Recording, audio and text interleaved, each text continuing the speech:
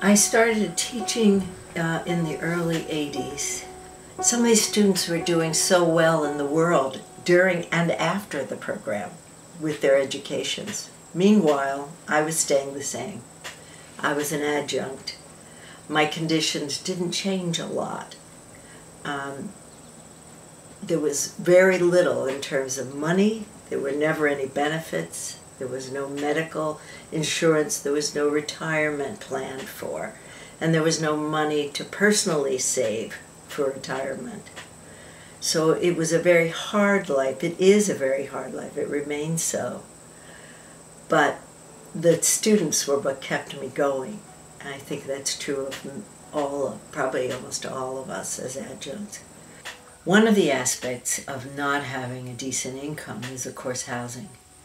And over the years, I've lived in places I wouldn't ask anyone else to come into.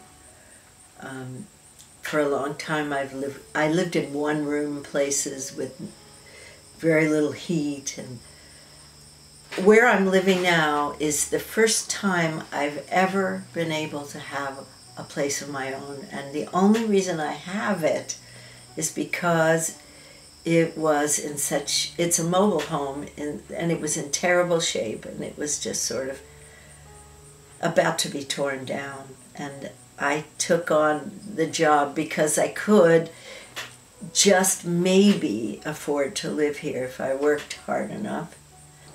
I still have no real savings, no retirement, nothing to fall back on. We need to make it possible for people to live a decent life.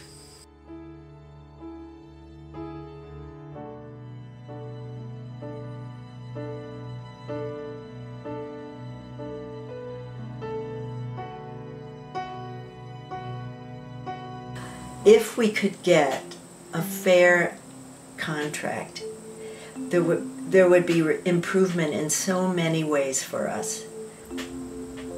My hopes for the future are good. I'm optimistic. I believe that we'll make something good happen for adjuncts through the labor that we're putting in now. And in fact, I know we will, because it's happening all over the country. People are waking up and saying, yes, we need to be counted to. We need to be respected and supported and paid to do what we do. That's going to happen, so I'm optimistic.